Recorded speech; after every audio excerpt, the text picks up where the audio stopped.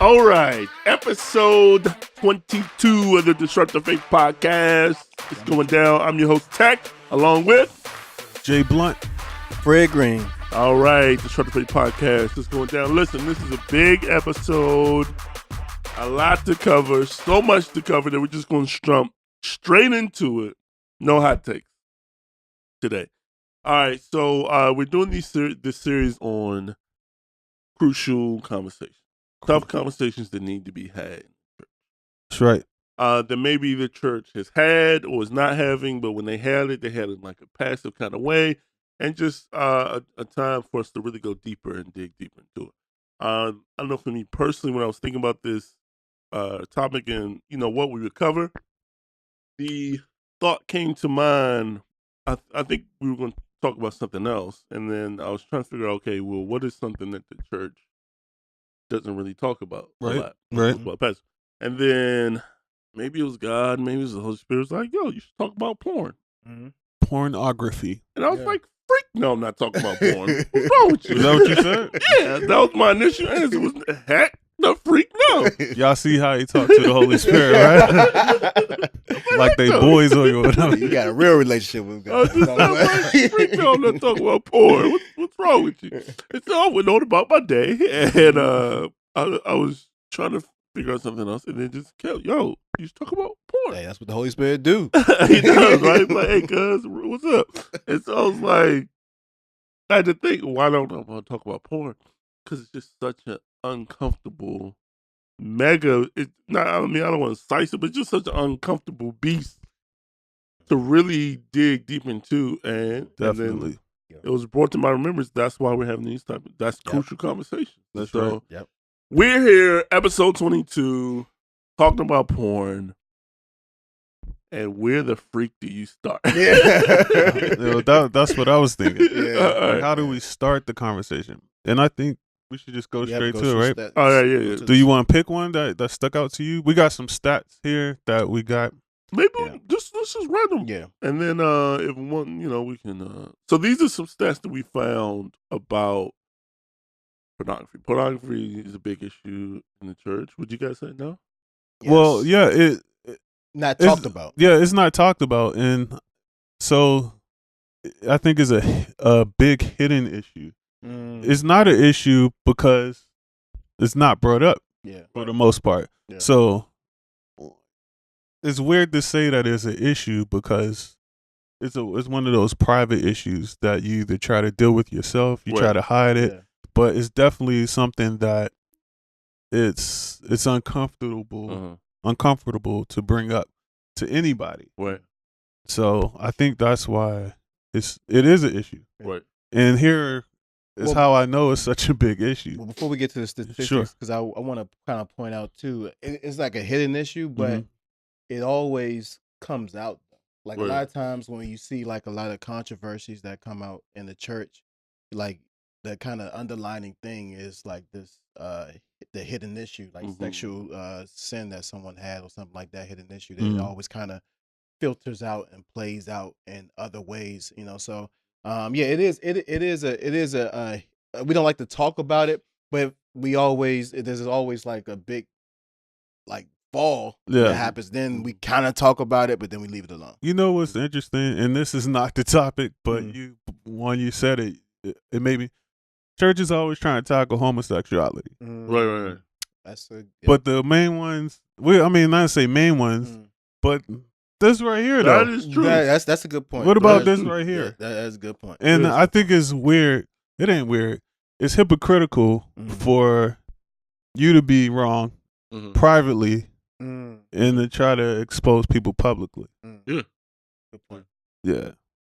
That's an issue. Yeah, it is. I think that is a good point. Like homosexuality is talked about a lot more in the church than the issue of pornography, and I guess we'll get into some of the reasons why I think so. I think some of the reasons are like because so many, and not everybody struggles with it, because so many people struggle with it. They might just be embarrassed, have a hard time talking about it. Exactly. Yeah. And But I think the we talked about this a little bit on the phone. We'll go into it later. But I think the version or the issues that we have now with pornography, some of them are actually relatively new, and I don't think the church has adjusted and figuring out a way to talk. You can't talk about pornography in 2019 the same way you did in 1990.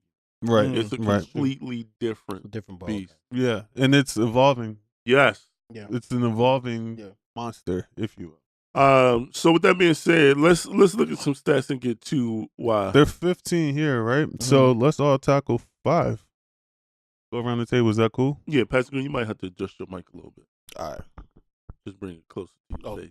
Closer to my face. All right. There we go. That good? That works. All right. Pastor Jason? Good. I thought we were going around. Oh. So we taking 5? All right. Over 40 million Americans are regular visitors to porn sites. The average visit lasts 6 minutes and 29 seconds. So that's the first. I don't know why we need to know that part, but go ahead. I'm gonna just go ahead and read 5, and y'all can stop me whenever. Yeah. There are around 42 million porn websites, which totals around 370 million pages of porn. Number 3, the porn industry's annual revenue. This was shocker to me. Is more than the NFL, NBA, and MLB combined. Crazy. It is also more than the combined revenues of ABC, CBS, and NBC. That's crazy. That's crazy. Did y'all want to say something, or you want? I'm gonna go 2 more then. Number 4, 47% of families in the United States reported that pornography is a problem in their home. All right, stop right. Let's go back to number 3 real quick about ABC, CBS, and NBC. Crazy. Yeah. I remember when there were no curse words on television. When men and women didn't sleep in the same beds. Married couples. They had the 2 separate beds. I Love Lucy. Right? They had 2 separate beds. Yeah. Like you rarely saw kissing, but now over in like you're seeing more and more. And do you think that because the porno industry is so huge that networks like these are supposed to be family networks, right? Have to push the button to keep viewers' attentions with what they allow on TV? Definitely. Yeah, I think that could be a thing. Yeah. That maybe they're trying to keep up with.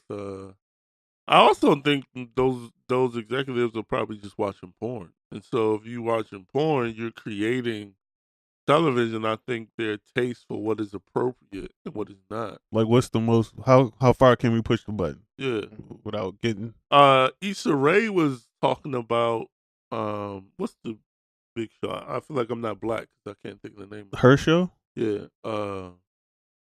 Help us out. Come on, bro. We can't. No, that's we gonna get in trouble. It's not Ugly Black Girl. Hold on. Oh my gosh! It's I say Ugly Black Girl. It wasn't Ugly Black Girl. It's Ugly Black Girl. No. It's Awkward Black Girl. Her old show. Okay, is that huh?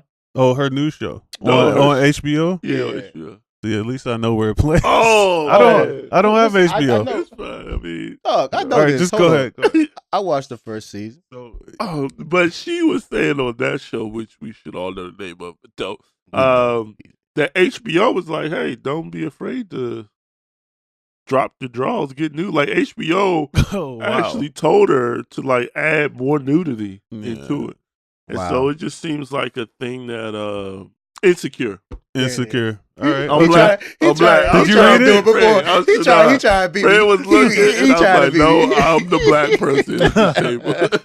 That's obvious from this side. Insecure. So, yeah. And so, I just think it's crazy. I think too. Also, the fact 47. That's almost half. Yeah. 47% of families have a problem, or they say that pornography is a problem now. Yeah. That's a big amount. That's a big number. That's just 47% of those who admitted it. Yeah. And based on, how many, we don't know out of how many people, but yeah, 47 is already way too high. That's crazy. But it's not going nowhere. No. And I think just speaking to where it's not going nowhere, I think the part I'm a big sports fan, and I'll keep up with the NFL, the NBA. I don't keep up with Major League Baseball, but the amount of money that they make, and like you can see these contracts that the players get. Yeah, I forgot how much. Yeah, I forgot how much Bryce Harper just got. He just got a crazy amount of money. But it says the porn industry annual revenue is more than, if it would have just said the NFL or just one, it's the NFL, NBA, and Major League Baseball combined. I mean, that is a crazy. Here's a crazier issue with that. I know this isn't. Yeah. But most of it is acquired free. Yeah. That'll tell you something right there. Wow. What else we got, Fred? Oh, let me read number 5. Pornography use increased the marital infidelity rate by more than 300%. 300%. It increases the chances of infidelity by 300%. Right. Yep. I don't know. I think that there are listeners who do view porn and who are married who maybe don't have an issue with it. Somewhere. Yeah, I think there are probably some people who mean like they view it together, or don't have a problem separate. I think that there are people who don't have an issue with it. There are probably people on Earth who don't have an issue with it. No, I mean I know, not married, but just don't have an issue with it. Right. And I wonder if everyone agrees with that, or maybe they don't know it, like they right. But let's keep going. You start number 6? All right. Number 6. 11 is the average age that a child first is exposed to porn. 94% of children will see porn by the age of 14. All right. 90. Yeah, let's stop on that right there. So, how were you the first time you were exposed to pornography? I was, what's crazy? I was about 12 years old. So stats are about right on. 12 years old. What grade? 6th grade. That's like 11, 12. 6th grade is 11, 12. 6th. Pastor J. Me, I think I'm not even sure. I was like 2. No, joking. I was probably, we didn't have cable. I didn't have cable. So I was the kid trying to watch Cinemax and Showtime through all of the fuzz. I was like, I think I saw something. Yeah, that's I was like, you remember that? When you had to have a scrambler? Yeah. So you had to have a friend with a scrambler or if they had it or whatever, or once you got it, you had to stay up, sneak and watch TV at night. But go ahead. Go ahead. No, you can go ahead and finish. Thanks. But I think the first time I actually seen something for real was probably, I was probably in high school. It was a VHS, like VHS. Wow. Somebody's parent had one, and I probably swiped it or something. Yeah. I actually left it. I know it's going off. I left it on my dresser, right? And my dad asked. He was like, "What is this?" Oh wow. I was like, I don't know. Let's pop it in and see what it is. He was like, oh, no, it's okay. I know it is. So I had to play dumb. I was like, I found it. I'm not sure. I was like, let's see what it is. Quick thinker, Jason. But yeah. So I was probably young in high school, maybe 9th, 10th grade. 10th grade. Yeah. But I think that is a crazy stat. You know why? The numbers are even going to be even lower. Yeah. Because all the kids on the phone now. Yeah, that's true. Yeah, it's prevalent everywhere. As having children like that, I think that's a crazy thing. And I try to keep that in mind as well because I think that was remember the thing you just said with the scramble channel. Yeah. That's actually how I was exposed. It wasn't like something that was just blatant that was in the house. It was just like I was flipping through the channels one day and that quick little scramble, and then I'm like, oh, what was that? So I just think like, and it's a crazy thing, like how you could get like from an early age, like this the sixth sense. And how old is your son? He's 4. He's 4. Does he know how to use the iPad and everything? He knows. Yep, he knows exactly how to use the exactly. iPad. So I think that flawlessly. the generation, the younger generation is they're going to be attacked and be bombarded by it even sooner. Yeah. Where we at, Tech? 56% of American divorces involve one party having an excessive interest in pornography. Wow. Pornographic websites. So one more time. Over half of divorces, 56%, involve one party having an obsessive interest in pornographic websites. Wow. Wow. And that kind of goes back to, I mean, sort of if the marriage ended in infidelity, right? Sometimes those two can be attached. Wow. Yeah. And then you talk about I think there's an issue talking about the rate of divorce in the church. Right. Was super high. And then we see that pornography could play a part, a big part in that either infidelity or issues. Yeah. So I mean, if you cut down, if more believers and people were free from pornography, you would cut down the rate of divorces. Isn't that interesting? It's crazy. That could make, just doing that one thing could decrease significantly your chances of getting a divorce. That's wild. And probably reconnecting with your spouse. Right. Wow. Yeah. And but we know why that probably. Yeah. Good. Where am I? 70% of Christian youth pastors report that they have had at least one teen come to them for help in dealing with pornography in the last 12 months. 68% of church-going men, 68% of church-going men, and over 50% of pastors view porn on a regular basis. Now listen to this though. Half of all pastors. Pastors and 68% of church-going men. Now we know that the churches are filled up with predominantly women. And so out of the few men, or the low number of men that are in churches as a collective, 68% of those have issues with pornography. Crazy. I wonder, and 68% of church-going men and 50% of pastors. Right. I wonder, like, that's why I think this conversation is good. I wonder if, we be more transparent, in leadership positions and like really talk about it to kind of help because I mean, a lot of church-going men probably don't even think that their pastors struggle. Like, he's straight, because they're on the pedestal. They're on the pedestal. And then, and just to kind of present the other side, a pastor probably feel like the same way. I can't be truly transparent. I'm at this certain status because they trust me. So it is dialogue needs to happen. Well, let me ask you a question.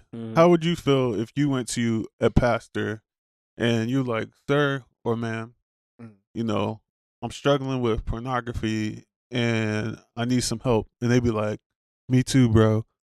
Yeah. Like that's the reality of it. Yeah. Like, how would you be able to, like, how would you look at them differently, or would you? Because you're not expecting to hear that. Yeah. For one, you're not expecting that type of honesty.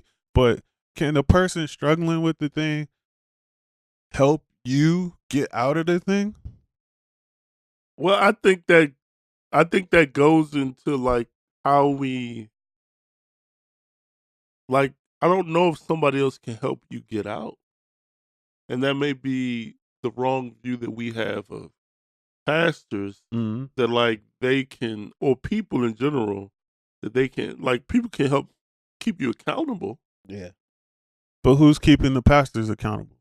Because if they're struggling with the same thing, then accountability needs to be. But just to answer your original question, I think if that pastor said, I struggle, but this is what I'm doing. Like, this is my accountability. This is what I have set up. I think it would probably hit me a different way if he was just like, yeah, I struggle with it too, and then just be like, all right, like we're gonna say, but if he was just like, but like, this is the plan that I have set. This is my accountability. If they have that, I think that would hit, because I think what's happening now is that nobody's going to anybody. Nobody's admitting it either. And I don't think that's helpful at all. Yeah. Crazy. How many would you? That's the end for you? Got one more. Okay. Another part of that was of young adult Christians 18 to 24, 76% actively search for porn. 59% of pastors said that married men seek their help for porn use. So let's put these stats together real quick. So 60% of pastors, 50%. no 60%, 60. I mean, I'm just rounding. The last one. 60% of pastors say that married men come to their help. Half of those pastors are struggling. Going to your point, and there's still a certain percentage of church going men who just don't even come. Yeah. All right, Pastor J got the last one. Cool. So 33% of women aged 25 and under search for porn at least once per month. Now, I mentioned this to Tech, and usually when I hear about porn addictions or whatever, I think of men solely. Yeah. I don't even think or consider women in that number. Yeah. But I think this might be low. 33% of women 25 and under search once per month. Yeah. Like, to me, that don't sound like, I don't say it's not an issue, but it's not like an addict. Like, you searching once, like, you could step away. Like, you ain't got a problem yet. You working on it. Is that fair? Well, I'm about to say, like, do you think there's, just to kind of throw the question out there, you think there's, because I think most people, and I think the statistics says it, you know, that men struggle more with pornography than women. Like, what do you think that is? Like, why do you think that is? I think we're wired differently as a whole. I mean, I know the obvious. I'm just throwing that question out there. Yeah. Pornography, I mean, it's marketed. Everything is marketed toward men for the most part. Even though there is a certain sector that's definitely marketed toward women, but I think everything is marketed, for men. Agreed. All right, so only 13% of self-identified Christian women say that they never watch porn. 87% of Christian women have watched porn. Okay. So, all right, 55% of married men and 25% of married women say that they watch porn at least once a month. So that goes to what I was mentioning about the couples. All right, so 57% of pastors say porn addiction is the most damaging issue in their congregation. 57%. 57% of pastors says the most damaging issue in their congregation. And 69% say porn has adversely impacted the church. And that's what I was mentioning earlier about how, it's a secret issue, but it's not truly a secret. It's coming out. It affects the church. Well, it is affecting the church, but when it affects the church, what happens? You just sweep it under the rug? Yeah, we do. And you say, like, I don't know. I don't know if people are actually pinpointing porn as an issue or as the reason for the bigger thing. You know what I mean? And not knowing the whole time that it could be the reason for other issues that come, that come about. All right. So here's the kicker for me. This one, number 15. Is that the last one? This is the last one. And this is very important given the context of everything that we just read. Absolutely. This is crazy. This is the one that kind of blew my mind. Only 7% of pastors say their church has a program to help people struggling with pornography. Crazy. Out of 100 churches, only 7 of them have issues. Yeah. But 68% of them have problems with it. Right. Wow. It's wild. Crazy. And that's what I'm saying. Like I don't know. Maybe even that goes to the question I asked earlier about if the pastor's struggling. Yeah. He probably like, how can I, we're all human. Yeah. That's no excuse. Yeah. We have the Holy Spirit empower us to do, everything we need to do. But 7%. That's crazy. It's crazy. All right. Wow. So I mean, I think that is it's crazy. It's sad. It is something to think about. I guess the next question would kind of be like, why do you think not why do you think that is, but like in the church, to me, it seems like we're afraid of porn. I was porn is a bully. It's like we're afraid of it. Yeah, like the porn is taking the church's lunch money. But I think it's a double. Let's pretend porn is a bully. Uh-huh. All right, you ready? Let's pretend. All right, since we're men, we're gonna go opposite sex. Let's pretend porn was a person that took your lunch money every day, but it was a real cute girl. Yeah, and you kind of didn't mind because you got a little attention. Yeah. You know what I'm saying? Yeah. It is, but no, you're not really. Is it a bully? But I don't know. Like, I see your point. I see what. So it's like something like it is the bully, but it's the bully you don't mention. But maybe you can be fear like it could be fear like if you're the guy and it's a girl, so there's a stigma behind you getting picked on by a female, so you don't say anything. Well, regardless of what the other half is that for some reason we're not saying anything.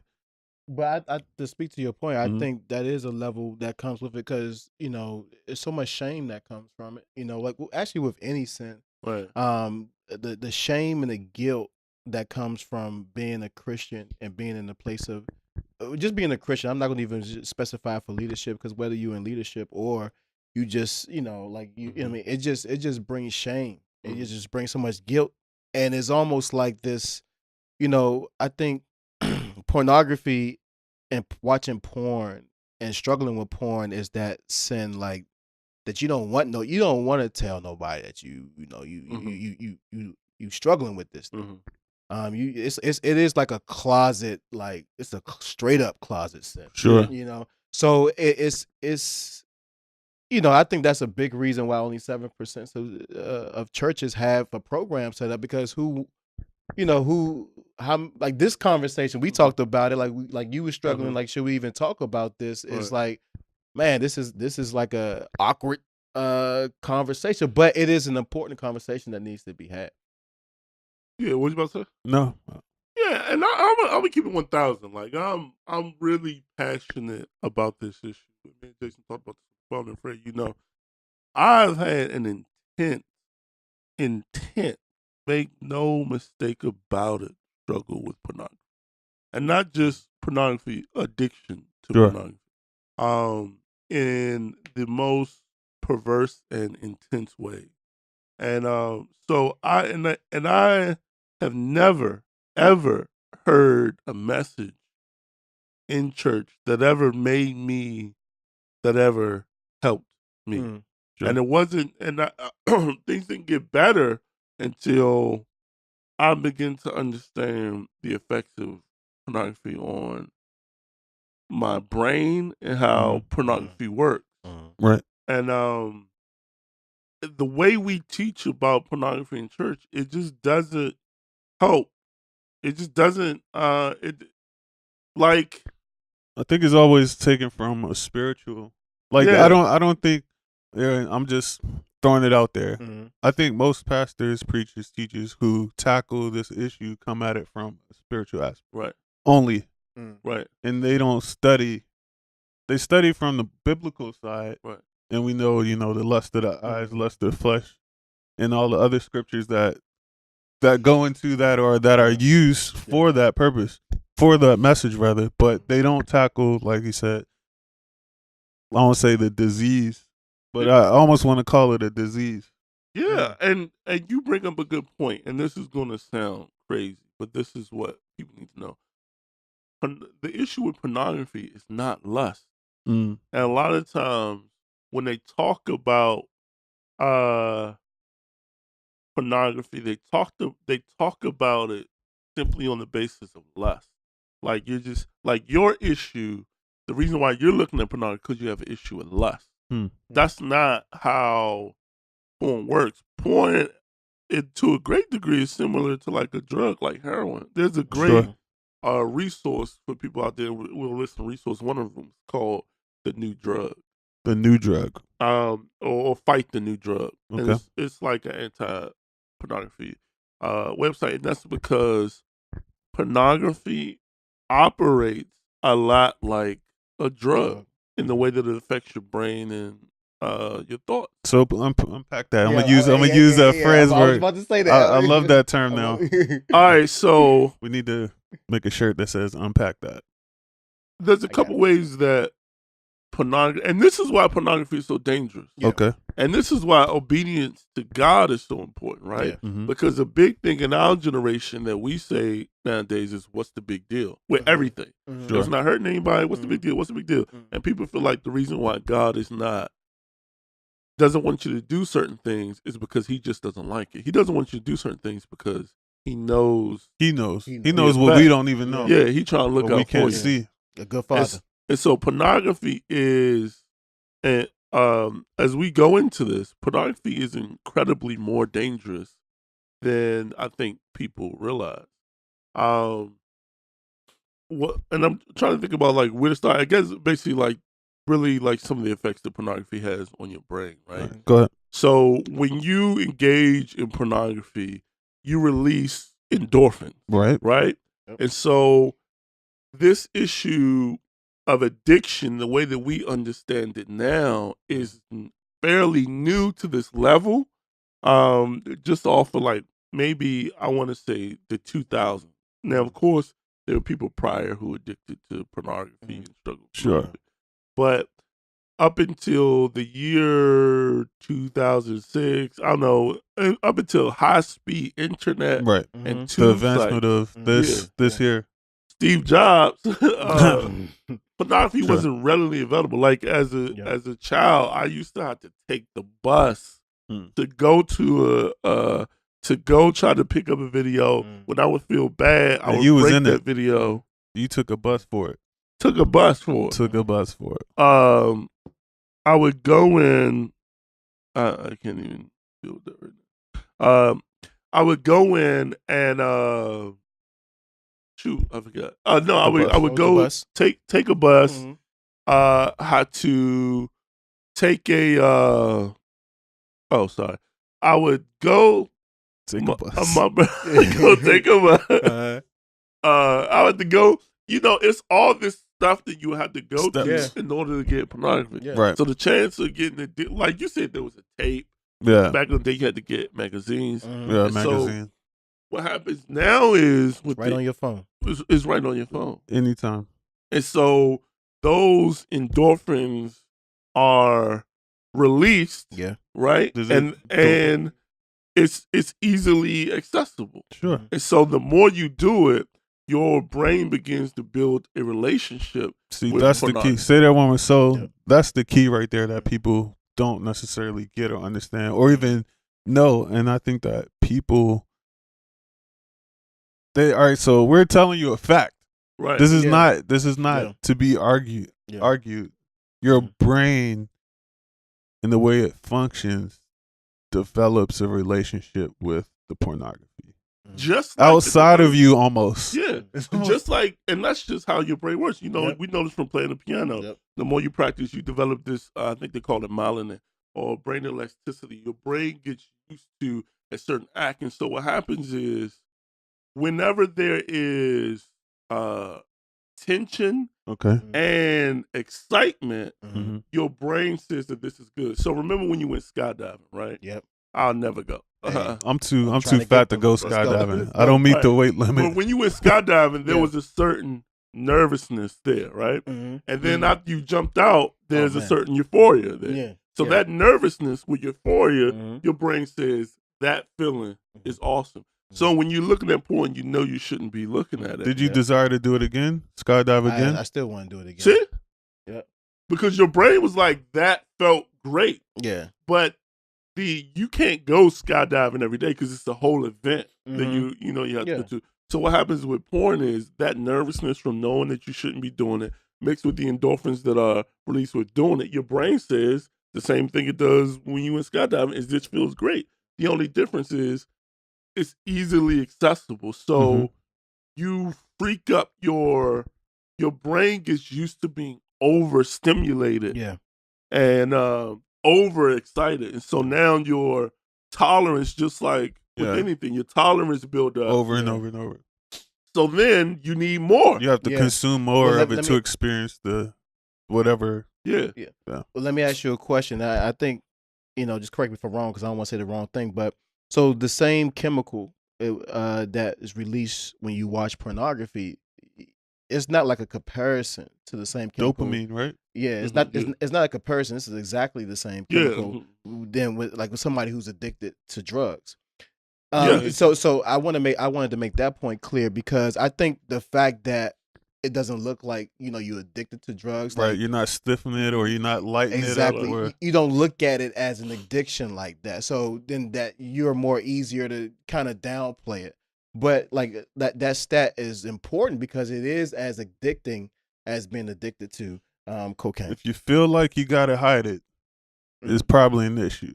Right. And in researching this, right, there were a lot of people who said, I have been addicted to heroin, alcohol. By far, the hardest addiction for me to break was pornography. Wow. And that's because if you think about heroin, sure. If heroin was as accessible as pornography is a click of a button, and you could not overdose. So you can't I would overdose. Probably try heroin. Okay. All right. If it was the same way. Right. It's more likely that we would have tried it. Yeah. Exactly. Yeah. And you can't overdose on porn. Like you can't watch too much porn and die. And so your brain builds up this it gets overstimulated with porn, and it builds this relationship with it. And so that's one way that it affects your brain. Just one way. Yeah. Another way that it affects your relationships is it's still through the brain, though. It's still through the brain. It's still through the brain. Yeah. All of it is still through the brain. Yeah. It places you in this world like of escape. Like, and it sounds crazy, but like if you ever think of, like, you ever been playing a game like 2K or something, and you get mad and you upset in real life, you upset in real life. Real life. It's just the game. Yep. Right, but because you were so into it that when that team loses, you lost. So it's like even though you're playing the game, you're experiencing it as you. So what happens a lot of time with men and women, let's say you're in a relationship or you're married or just in life, you're not getting attention.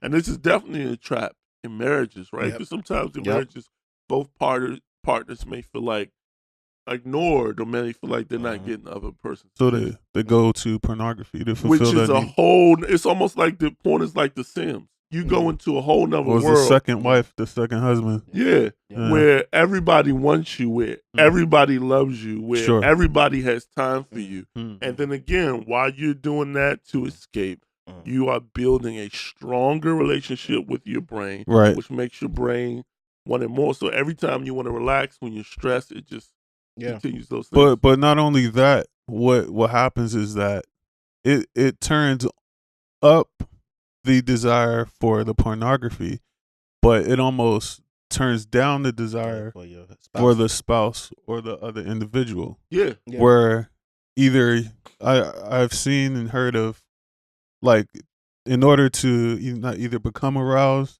or to be intimate with their spouse, pornography is a necessity. Yes, some men will have to watch pornography. Exactly. Can I say that this is the scripture? What's that scripture where it talks about? I think it was in scripture where it talks about the importance of not abstaining, like abstaining yourselves when in a marriage situation and from one another. I forgot that scripture.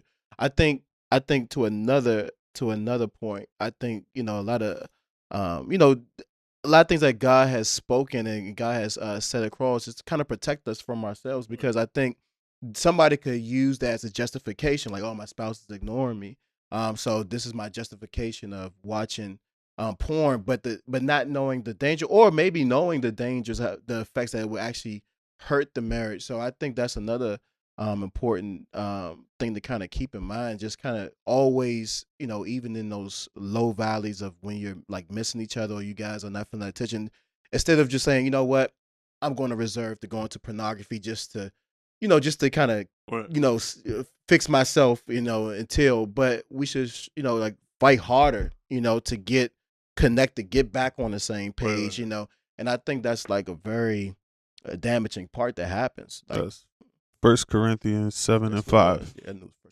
Do you want to read it? Or no? You got it? Yeah. I'm trying to find a good version of it. Mm-hmm. Do not deprive, this is the amplified version. Do not deprive each other of your marital rights. I guess this is sex, yeah? Mm-hmm.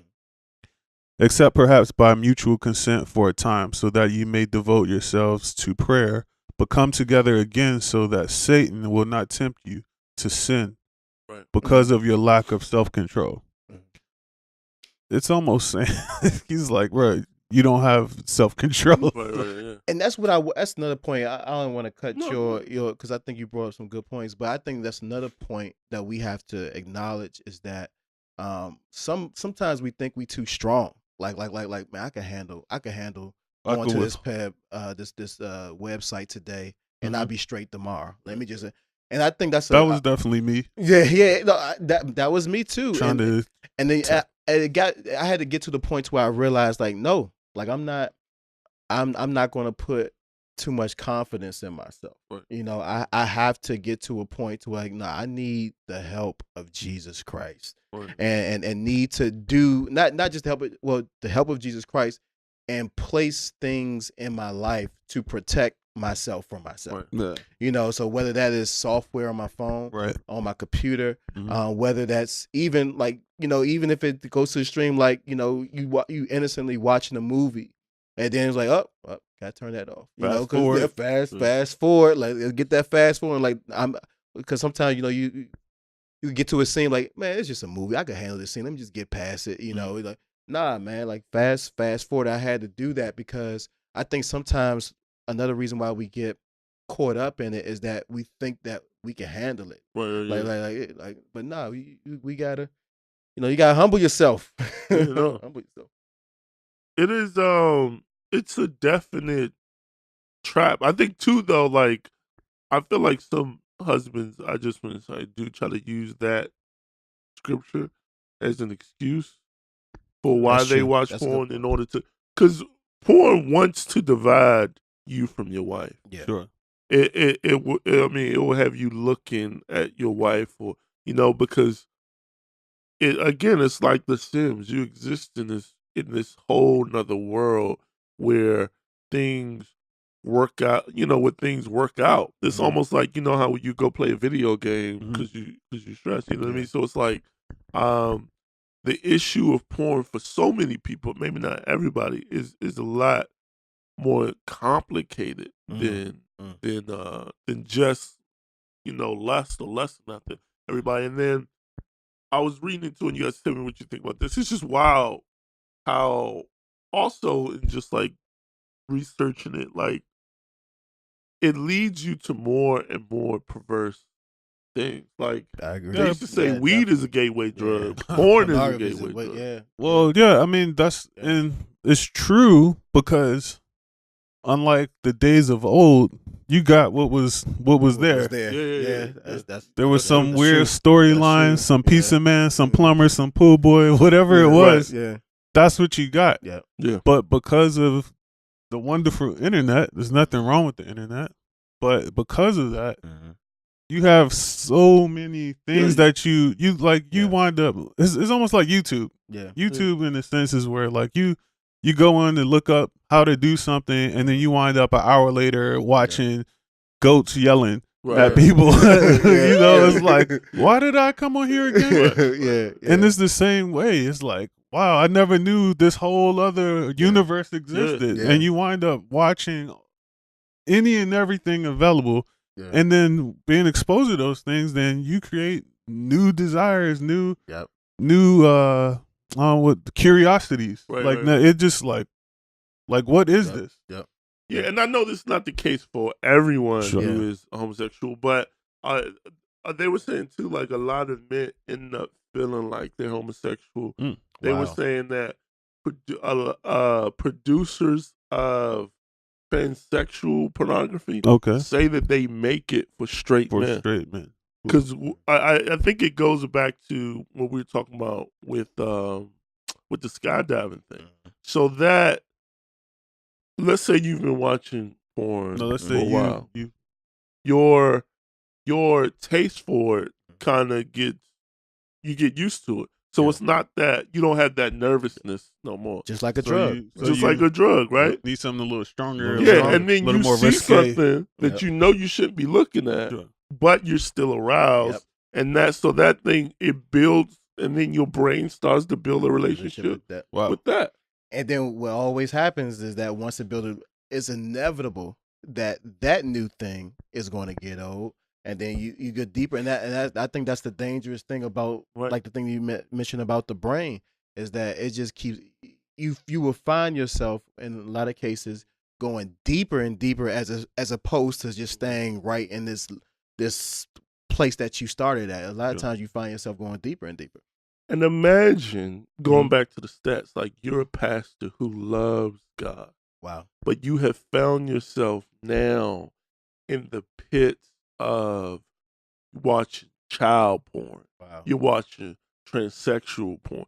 You're watching abuse porn. Like all that, it goes into like the darkest thing. Yeah. And then immediately after, you're like back in this world of who you feel like you really are, like you really love God. But how can you reconcile your love with God when just spending hours in the most perverse things? Wow. And so you have a lot of pastors who end up committing suicide and ends up freaking with their brain because of the guilt. And then because we don't recognize it as an addiction, we don't deal like it. Deal with it as an addiction. So then a lot of people are tormented that they can't stop doing what they hate. Yeah. Yeah, I don't know what the scripture that that's was. Romans 7. That's that whole chapter. Yeah, that's you got to read it in the newer version of it because the KJV is little riddle. It's like a riddle, but it does talks about doing what you hate. Yeah. So check it out, Romans 7, chapter 7, the whole chapter. And I kind of want to unpack that a little bit. Romans 7, where Paul was writing, and he was saying that what I would not allow, that I do, or that thing that I don't want to do, I end up finding myself doing. And that thing, so he was kind of going this battle that he was kind of having with, trying to, his heart wants to please God, but he's battling like his flesh. And a lot of, and like that's pornography. A lot of times you find yourself in that battle. Yeah, and I think maybe we can kind of curve it around as far as say like what can people do, and I can say what has helped me. And what can people do if you're really, really struggling with pornography and you want to stop? And you want to stop. That's the kicker though. You gotta want to not watch it. Yeah, but that is the kicker. But it's a weird thing because again, you want to, but it is also, it has like tied itself into your flesh. Sure, absolutely. So it's like, you want to. I mean, you want to, the true you, but I you can still struggle and. Yeah, it's not about not struggling, but you have to have a desire. Yeah, to really want to change. Exactly. Yeah. So what can people do if you're struggling with pornography? Sure, I'll start off, man. Well, I think Fred already touched on it, and I think that a lot of times we as Christians are looking for the walk on water Jesus, the water and the wine Jesus, but God hasn't given us the Holy Spirit and empowered us to be participants in our own deliverance in certain things. So he mentioned going through the steps that what can we do as God works on our hearts and works on changing our minds and renewing those things. What can we do physically to start cutting off those doors and start closing those doors for good? And me, I had to put up some blockers on here. Yep. I had to delete some people on Instagram. Some people were just cool folks, but they're okay with posting all kinds of stuff. Yeah. And those were like little triggers. Yeah. Personally for me, like all of those triggers. Yeah. I'm an artist, so I'm a visual person anyway. Yeah. So anything that seemed like a trigger, I had to cut it off. I was like just blocking. Yeah. And that's what worked for me as a step. That was one step that worked for me. Just try to block and try to abstain from anything that had that was overly sexual. Like you talked about movies and different things like that. Yeah.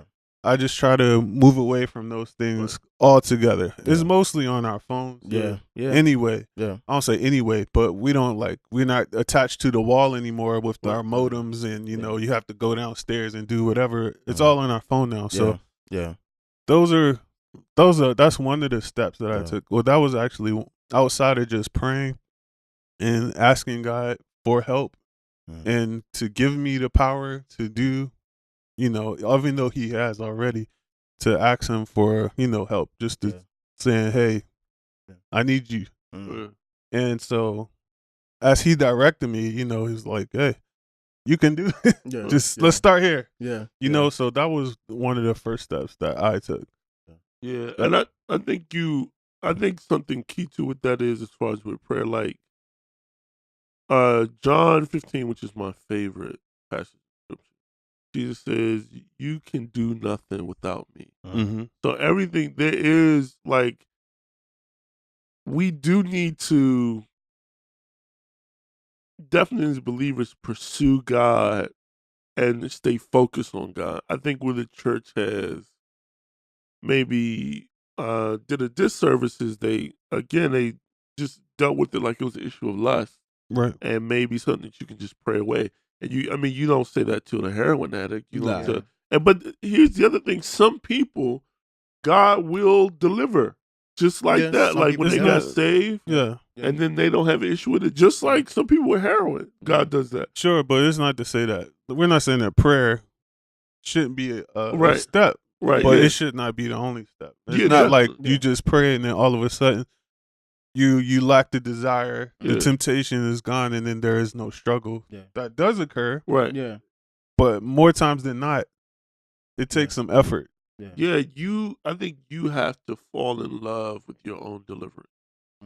So like we romanticize, we read these books of just everybody always tells their success story in like such glorious ways. They don't tell us.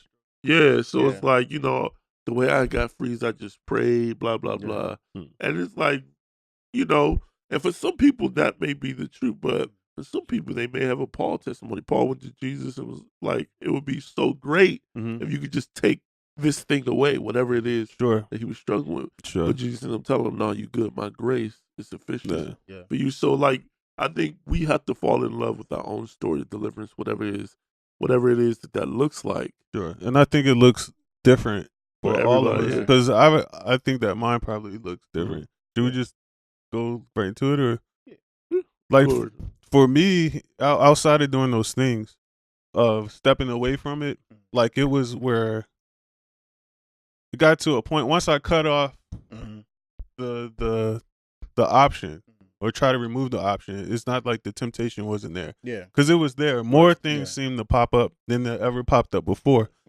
But the more I abstained from it, the less I desired it. Just like going, I don't say cold turkey, but you know, I almost forgot I wasn't watching it. And so when I forgot, I was like, oh yeah. And so I would watch it again. And then I'll have to go, I went through this back and forth between not watching it and then remembering. Like it was just a weird space for me where I was going back and forth. But like I said, everyone's story is a little different, and I had a moment where the lights just turned on for me, and where someone said that temptation is, I'm paraphrasing, but someone said that temptation is the idea that that the temptation is better than what God has for me. And so for me, that clicked. And whenever I was tempted by it, I would say to myself, what God has for me is better. And that better thing that I had to put back in front of me was my wife.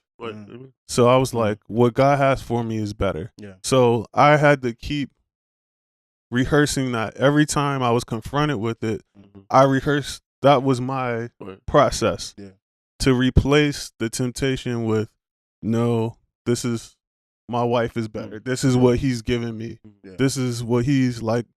I put my wife in that, and rehearsing that over and over, it built back what I was kind of lacking mentally and desire wise, where we were talking about mentally. I realized like, yo, something's off.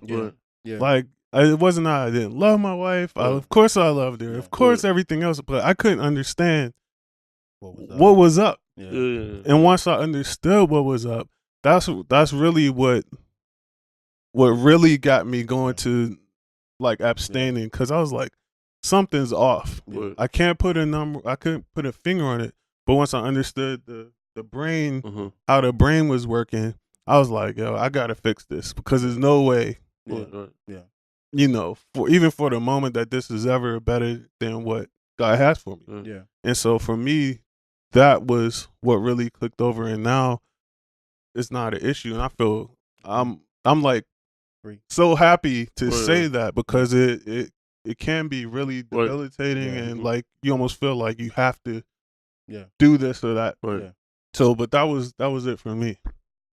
I guess I think for me it kind of very similar. I think since when I was around, I think I said 11 or 12 when I first saw it. It was a struggle for years, and it really, like, my relationship with God, because I grew up in the church, but my communication with God was off, because I always felt the shame. That guilt. That's why I brought up the guilt and the shame that comes with it. Like, it's heavy.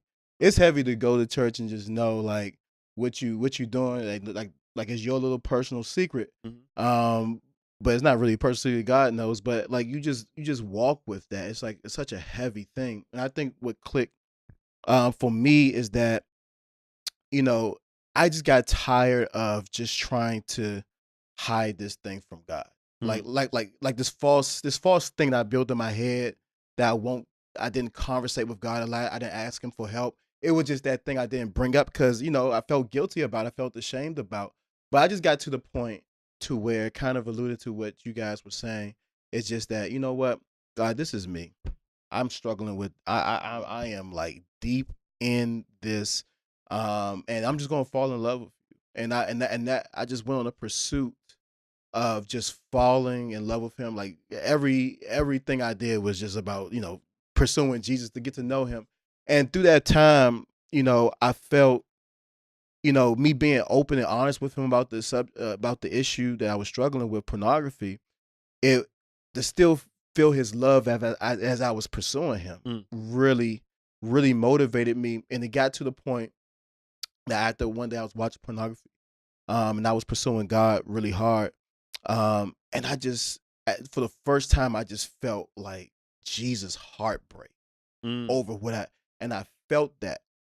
And it really impacted me, because I have developed like this personal relationship with Jesus Christ, and how much he loved me, and I fell in love with him as well. And then to know that it has, like, it affected him. It hurt me.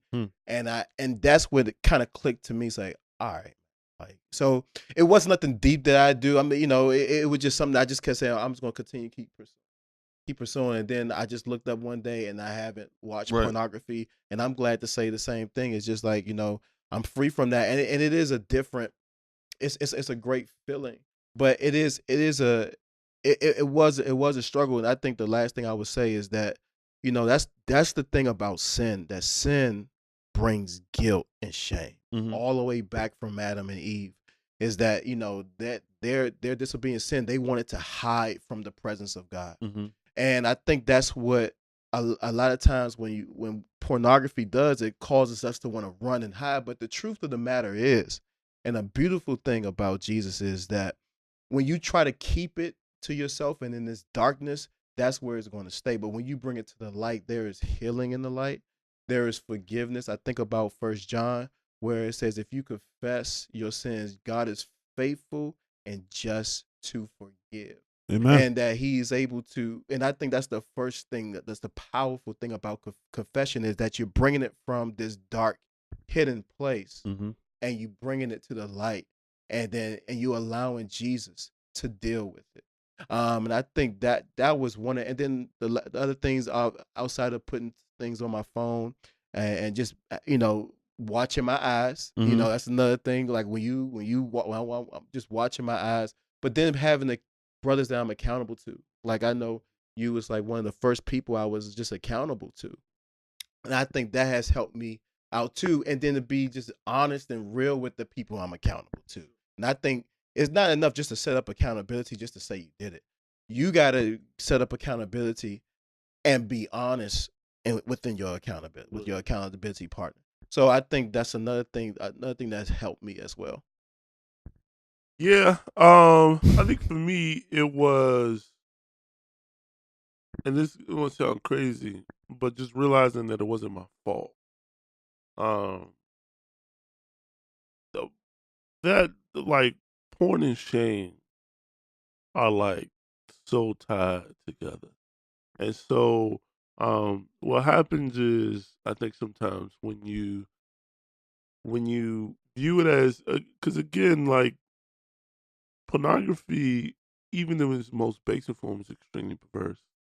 And when you really love God, but you also have this thing that is so anti God, such a contradiction in your life, it brings shame. But that shame also builds a narrative within you, which says you're doing this because you either don't love God, you are a bad person, you are this, you are that. God is, how long you think God's going to put up with this? God's getting ready to get you. You know, and so that narrative, it somehow just pulls you back into porn. So when I begin to think about like and realize just the effects on the brain, and even see the effects that it has had on my brain and relationships, it was just like, well, this is not my fault. And I don't know how that was freeing for me, but it was, because it took in a weird way, it took the threat away from pornography. And then I begin to see that every time I engaged into it, it reinforced that. It just brought me further into addiction. And so what it took is just not like realizing that it wasn't my fault, which I feel like isn't really helpful. But you know what I mean? Like being free from that guilt, and then also I don't know. At some point, the more I'm not gonna say my testosterone, because that sounds fleshly, but like it almost became a thing for me where I just cannot let this overtake me, because it's so contrary to who I am. And yeah, and I think I still have to be mindful. I still have to be watchful. But I think a big part of it is not getting caught in the guilt and shame, and understanding the effects that it has on my brain, it has on my mind, it has on my relationships, and not allowing that to get trapped back in that, realizing that every time that I do that, I am reinforcing that relationship, not just with the flesh, but also with my mind, my body. So that was a huge help for me. And the other was really being transparent. Like, there should be somebody else that knows you struggle to the degree that you struggle. It should not be a surprise. You shouldn't try to clean it up and be like, hey, I got a problem with porn. Like, if you're addicted to porn, you need to say, I'm addicted to pornography. And just be 100% real and transparent with somebody. You don't got to tell everybody, but there should be somebody that you could. And be careful who you choose.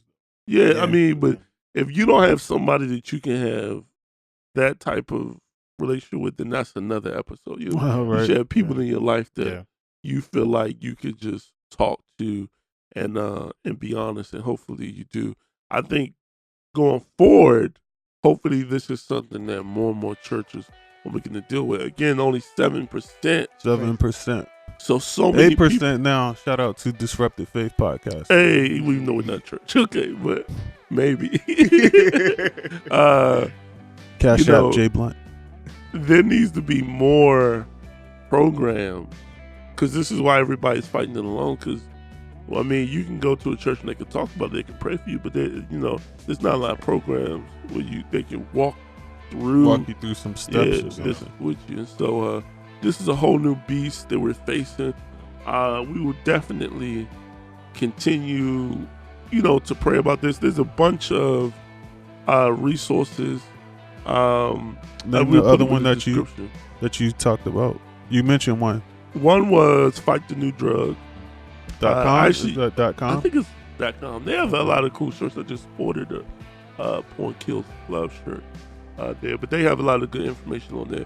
A big helpful resource for me was a book called Your Brain on Porn. Your Brain on Porn. And shout out to Audible. Yep. And that talks about just the effects that, and by the way, these, and maybe this is good or a bad thing, these aren't Christian resources. It doesn't have to be. So definitely Your Brain on Porn. They say some wild stuff, but it helps you realize, what I mean? Sometimes we make everything so deep, so spiritual. Yeah. Mm-hmm. But it helps you realize like the science of it. Yeah. Right. And so it's just a deep thing. And we'll put a bunch of other ones in the description. Any closing thoughts? I just hope this was helpful to some degree, at least to start a conversation. Right. Yeah. Get your wheels spinning about the effects of pornography in your life, if that's something that you struggle with. Maybe this will allow you to kind of rethink some things and reevaluate some things. Right.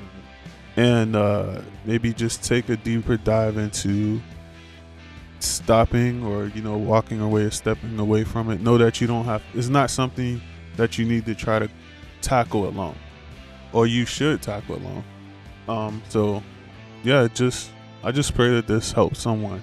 Yeah. And if you're not following us on YouTube, follow us on YouTube. We're going to do a deep dive on porn on the brain. That's what the deep dive for this episode is going to be about. So if you're not subscribed to our YouTube channel, should be a link in the description. Follow us on YouTube, Instagram, all the notifications. Next week we'll be continuing our crucial conversations. Pray that this was a blessing. And until next time, I feel like I'm forgetting something. But until next time, you guys be blessed.